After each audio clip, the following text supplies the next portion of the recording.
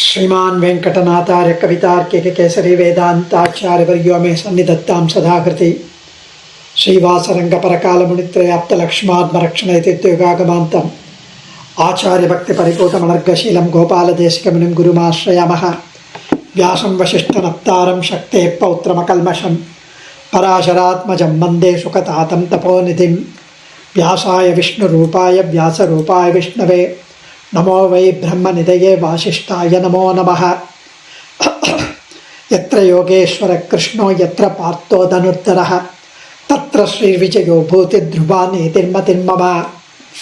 So it's our great fortune, I would say, that somehow the Lord willed, He took a Bhagavad Sankalpam, an Anugraham, that we should continue to enjoy the Srimad Bhagavad Gita in this platform, because we were reciting Vishnu Sahasranamam for so many years and we enjoyed Vishnu Sahasranamam every nama. Suddenly it struck me that why don't we take up Bhagavad Gita, the essence, the meanings in English briefly, so that we get to have the taste of Srimad Bhagavad Gita. And when I was going through the wonderful Vyakhyanams, the commentaries of our Purvacharyas, it opens up and reveals so beautifully the Lord's divine compassion on each one of us, because He took that as a pretext, as an excuse to bless us with 700 plus slokams. When Arjuna was in a dilemma, he could have simply asked Arjuna to just go fight. Instead, he opens up the entire Vedantic philosophy, a way of life, and it has impressed and it has inspired so many people across the globe, and it has been translated into very many languages because of its easy applicability, practicality. So we saw that the chapter, the Bhagavad Gita, started off with Arjuna getting confused and misappropriate love, passion and affection at the wrong place, to the wrong people, when he was to fight. So that's when he lost his strength and he surrendered to Krishna and he said, please let me know what is best for me. He never said whether to fight or not. He said, tell me what is best for me. And Krishna caught hold of that line and he started talking about karma jnana bhakti yogam, the karma yogam and the path of knowledge oriented action. First he talked about path of action in chapter 3. In chapter 2 he talks about path of correct knowledge. What is the right knowledge? That the deham, the shariram, the body is different from atma. You can never kill the atma. So what you are killing is only the body. The Atma would reap the benefits of their actions, the karma. Then he talks about karma yogam, the path of action in the 3rd chapter. Then he talks about the jnana karma yogam, the path of knowledge oriented action. Knowledge oriented action. How at the beginning of the time he taught to sun god and all that. So then he talks about the path of renunciation of action, karma sannyasa yoga. Krishna instructs the path of action done without attachment to the result of the action. Pointed concentration so that you will get much quicker if you are not attached to the result. The truth that souls in all beings are the same will then dawn upon you when you have no attachment to the results. And then this is otherwise known as seeing the Jivatma, seeing the Atma, visualizing the Atma. Then in the 6th chapter he talks about the path of dhyana, the path of yoga, the dhyana yoga, meditation. He described the method of concentration, wherein he said by constant practice it would lead to perfection. Abhyasena ta kaunteya vairagyena cha grihyate. Vairagyam and determination, practice and detachment from the action, from the results. Then in the 2nd 6 chapters he talks about the bhakti yoga. He talks about Jnana Vijnana Yoga, path of precept and path of practice. He explains how devotion to him will ensure moksha, the redemption, while devotion to the other desires through the other devatas will lead to temporary benefits, relief, which is also he talks about in the next chapter, Akshara Parabrahma Yoga, that at the last, the final moments, at the time of death, the Jivatma should constantly and continuously practice so that whatever he remembers, he would be born so. So this would ensure attainment of Godhead, while thoughts on some other thing would lead to respective undesirable goals, undesirable other birth. Then he talks about, last week we saw Rajavidya Rajaguhya Yogam, the 9th chapter. Royal knowledge, royal secret. So Bhagavan manifests himself in human form. People do not recognize him as the God, as the Lord, as the Sarveshwar. They think that he is a Mayavi, magician, with 4 hands, brings some magic. Avajananti mam mudaha. He says, those fools do not know. Who am I? What am I? Then jnanis who understand the magnificence of these great souls, jnanis, they always meditate on him with exclusive loving devotion. Krishna promises that such devotees would never perish. Krishna promises. So here then he talks about the Vibhooti Yogam, which is the 10th chapter, where he says, having declared the glory of Prabhakti in the 10th chapter, that's what we are enjoying today, the summary. Having declared the glory of Bhakti in the last chapter, Krishna proceeds to detail his own glories. He says how he represents every cream of every conceivable energy, every conceivable category, like mountains, like oceans, like living beings, like the effulgence, like the splendor, like the tejas, and how this will trigger and will grow the bhakti in the practitioner. He talks about it's a wonderful chapter, wherein if you notice, the Yamunacharya mentions the sloka for this chapter. He said, Swakalyana guna nantya Krishna swadhina tamatihi bhaktyutpatti vivruddhyartha vistirna dashamodita. He says Bhagavan's auspicious qualities are innumerable, infinite, countless. For those who do not have bhakti till now, like me, if you do not have bhakti till now, bhakti will grow, will sprout, will come out, will start to come out of the earth like a plant comes out of the seed in the earth. Bhakti will sprout if they understand these glories of the Lord, these qualities of the Lord, these wonderful, majestic Vaibhavam of the Lord, which is described in this chapter. For those who already have little bit bhakti, like you, people, their devotion will grow, intensify, will grow manifold. So both will happen. Those who do not have bhakti, it will begin to blossom. It will start to come out. And those who already have bhakti will grow manifold. What's so great about this chapter? In this chapter, Krishna reveals his more glories. And he says, Arjuna asks, why are you revealing to me? Why are you interested in revealing to me all these things?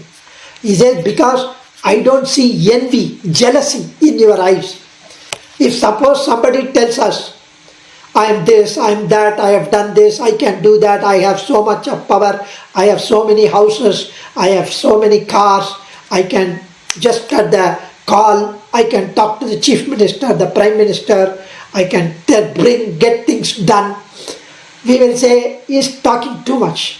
We tend to either feel that he is bullshitting or he is telling a lie, or we will be envious of him and jealous of him. Whereas here, Krishna has been his childhood friend. Krishna is his cousin. And Arjuna is an intellect. He knows everything about Krishna, how powerful he is. And now, having explained for 9 chapters his own glory, he fully understood that he is really talking seriously to the Lord, to the Sarveshwara, to the Lord, to the Supreme Lord. So, he wants to know more, like a child, like a baby, like a 5-year-old child, who you tell about Ramayana, you tell about Krishna Leela, his eyes would be bright, with widen, and he would ask, then what happened? Tell me more. Come on, tell me today. Don't postpone. He is so enthused, the baby, the child. Like that, Arjuna wants to know. So, that's why he says, since you are not envious, I would like to tell. Because Chinmayananda asks, Arjuna asks why Krishna chose to do so, to explain on his own accord, without being asked why. And he gets an answer, he himself writes an answer. The Lord greatly appreciates the eagerness, the enthusiasm, the zeal in hearing the glory of the Lord, the zeal of Arjuna. When the student listener shows the interest, the teacher will be more encouraged to teach. So, it is very rare to find a good teacher, and it is extremely rarest to find a good student, good listener. So here Krishna says he is going to tell the whole glories. Then he says every celestial, even devatas, who have superior vision, like Brahma, Indra, Agni, Vayu, the past, present and the future, the Trikala Jnanis, they cannot comprehend fully my glories in full, because I endowed them only with that amount of knowledge, in consonance, in accordance with their own individual karma.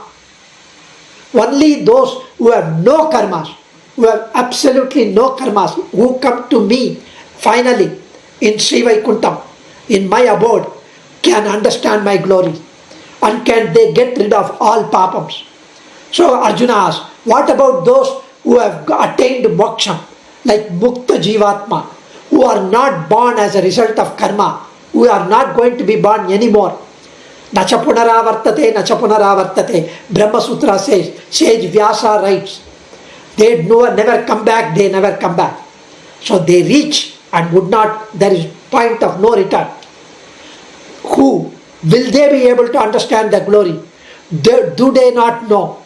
He said, before they become liberated, before they attain moksha, before they attain salvation, before they come to my world, they have innumerable, infinite birth because of their karma. And I have never, they have got karma, they could not understand. Now they are able to get because of the manifested knowledge. But when I take birth like me, Krishna, I would never be able to get those karma bondage. I don't get. I've never taken birth because of karma, unlike you people are born. So what he says, what about Ananta, Garuda, Vishwaksena, the Nitya Suris, who are always serving you, who never take birth in this world? What about them? He says, they do not have birth, of course. They are not attached to karma, of course. They are always serving me eternally. But they are also serving me, they have their knowledge because of my grace, my sankalpa. It is because of my sankalpa they are able to know me fully. I am the Supreme Lord of all, the entire universe, the Leela Vibhooti and the Nitya Vibhooti. The Leela Vibhuti is the universe where we live in, the whole Prapancham. And the Nitya Vibhuti is where the Lord in Paramapadam, the Sri Vaikuntham, where the Muktatma, the elevated souls, and the Nityatma, the eternally elevated souls, are all living there. Once we attain moksha, we go there. So, one who realizes this unique position of me having these two universes, Leela Vibhuti and the Nitya Vibhuti, of my Kalyana Gunams, the most auspicious attribute, my entity, my rulership, my lordship of the universe, they will get rid of all papams that prevent their bhakti from growing, from sprouting, from coming out. If one does not have bhakti, by listening to this, by realizing this, by getting to know an iota of this, a fraction of this, their bhakti will sprout in them. They would immediately get bhakti coming out of the earth from the seed. So, Arjuna asked, it is said that Brahma is the creator. Manu and others are the protector. Manu. How do you say? So all these things we will see in the next week, the slokas. So Krishna says, Brahma is reputed to be the Lord of creation. I am the indweller in him, making him do it. I create Brahma and hand over the delegation of creation. I give him the power to create. And the Manus are all the propagators of continued existence. In the 6th sloka of the 10th chapter, he is going to talk about. And the Rishis, the sages, all of them, they have an immense knowledge about me. So he gives the Rishis, then they say, please describe how the Rishis are devoted, how they think of you. So there, Krishna said, their minds constantly are devoted, focused, concentrated on me. They cannot exist without thinking of me. They spend their entire life fruitfully by expounding, by mutually learning, by listening, by talking from one another about my deeds, about my countless bunches of auspicious qualities. Parasparam Bodayanti, explaining what is known earlier. Katayanti, explaining what is already known. Tushyanti, delighting in my glories. Namasyanti, cha, prostrating before my Divyamangala Vigraham, before the deities, before the Archavatar. Even when no listeners are there, they still take excitement, delight in repeatedly mentioning within themselves. They talk to themselves on all this. Krishna, Govinda, Narayana, Ranga, like that. Those who expound, deem as its own reward, they enjoy talking about it without any ulterior purpose. Like Yakyati Labha Pujasu. They don't want any puja, they don't want any fame, they don't want any labham, profit. They just do that for their own pleasure. They enjoy doing it. Whether somebody listens or not, they enjoy. They cannot live without sharing with others their pleasure, the discussing the Lord's glories. Krishna says, by discussing my glories, they derive benefit. They derive benefit of the joy which they share. And then he says, Arjuna says, Vedas speak about, because he is learned, Vedas speak about you as the most propitious among the propitious, the most auspicious among the auspicious, Pavitranam Pavitramyo Mangalanam Cha Mangalam, and the most sacred of the sacred, you are the one. There is a slokam in the 10th chapter.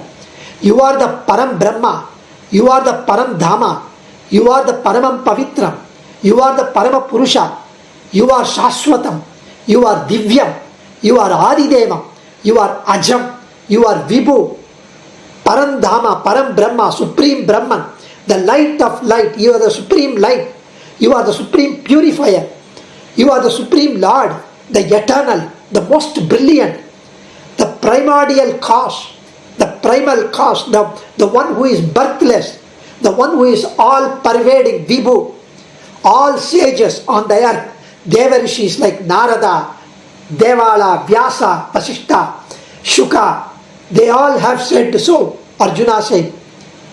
Then he talks about the Rishis. Then you yourself have confirmed that the Rishis glorify you. So it must all be true. How do I practice this meditation like what Rishis do continuously? Tell me your yoga and your glories, Arjuna asked. Krishna says, I am pleased with your knowing, wanting to know more of this delightful teaching about my glory, like an innocent child, eager to learn everything. It is very rare that one gets a desire to learn these things, such difficult philosophical matter. I will tell you the more prominent of my auspicious qualities and manifestations, but the tejas, the splendor, to drive home, to explain to you my lordship, my splendor. It's not possible for me to tell you exhaustively. I will give you a sample, a representation, few things just for your understanding, so that you cannot hear them all. You will get the taste of a fraction of my glories. I am seated in the heart of all beings. I am the soul, the inner dweller, indweller, the inner soul of all. I create them, I protect them, and I destroy them. With this in mind, you can understand whatever I am saying. Get ready, Krishna says. After saying this, Krishna proceeds to explain a few of the glories that are within Arjuna's understanding. Yet he is just limiting so that Arjuna understands, and so that Arjuna will imagine and comprehend and extrapolate and extend whatever he heard to understand the rest which is left unsaid, which is left not narrated by Krishna. Krishna begins by saying he is the soul that constitutes the body. He is the soul of everything that constitutes the body. For example, we are the Jivatma. We have the Shariram, our body. And our body itself, Krishna says, he is the soul of our body. You see the point. Because our body is made of Panchabhutams, the five elements. Our body is made up of that. And Krishna says he is residing in that matter as well. He is residing in our Atma as well as the indweller, Antaratma. So he is the Antaryami in our Atma as well as he is the Antaryami in our body. Wherever, whatever that you see as the matter, he is there. So this is to first remove the thought, that usual delusion or the wrong misunderstanding that we have in our mind of equating our body with our soul. Dehame Atma, Sharirame Atma is what we think. Our body is the Atma. That's why the moment I think of Madhavakannan, this Madhavakannan is none other than this body, because the soul is born, is housed in this body, which is born out of my mom. I came out of her, and they have named this body as Madhavakannan. So this body is named Madhavakannan, and the soul resides in that. So once I depart from this earth, the body falls off, and that soul goes and takes some other body, which will be named something else. So we should never ever think that our body is who we are. It is the soul, the Jivatma is who we are. So from Sloka 21 to Sloka 38, which we will see the next subsequent weeks, there are 78 different manifestations Krishna mentioned. 78, I repeat. So it would be a wonderful thing to say, he says, I am Vishnu, I am Marichi, I am Amshuman, I am out of all four Vedas, I am Samaveda. Among the gods, I am Vasava. Among the Among the commander-in-chief, I am Skanda.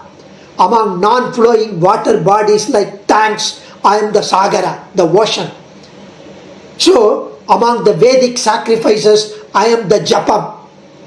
Whatever Yajna, Yagam, I am the Japam, the constant meditation. Among the mountains, I am the Himalayas. Among the 11 divinities of life called Rudras, I am the Shankara, meaning one who produces happiness. Among the Devarishis, I am the Narada. So he keeps on mentioning that does not mean that he is not others. He is giving you a taste. So in the final sloka, which is so beautiful to say, that he says, among all the month I am Margazhi. Madangalil aval Margazhi. Kannadasan writes from this sloka. Among all the months I am Margazhi. It is not to glorify the month of Margazhi. It is to say that he is the cause of celebration, the joy experienced by the devatas, by the human beings during the month of Margazhi, when they observe the vratam, the meditation, the dhyana, when they recite Tirupavai, by celebrating that month. He is the celebration. He does not object to someone celebrating. He is the Chitrai, he is the Vaikashi, he is August, he is September. We can. He is the celebration in that month. That's what we need to enjoy. So, whenever and whatever one finds something wonderful, admirable, appreciable, beautiful, enjoyable, when you see a flower, when you see a baby smile, when you see a wonderful success, when a sprinter achieves in 10.01 second 100 meters, when you see a beautiful art, when you hear a lovely music, anything, when you taste a wonderful dish cooked by your wife or by your mom, when you have all these things, wonderful experiences, the Krishna says here, one should understand it is nothing but a spark of my glory. Unfortunately, none of us understand this, and we are the losers. When we enjoy something, we should just think for a moment, for a second, oh Lord, thank you for this. I am able to enjoy this. Because even the gift of enjoying that is His grace. And availability of that for us to enjoy is His grace. And the quality of somebody making that enjoyment is His grace. And that's what we need to just contemplate. With that beautiful line, I will conclude. We will enjoy next week the beautiful slokams. It's a wonderful chapter for us to get the glory of bhakti within us. Kavitarkika Simhaya Kalyana Gunashaline Srimate Venkateshaya Vedanta Gurave Namah. Sarvam Shri Krishnarpanamastu.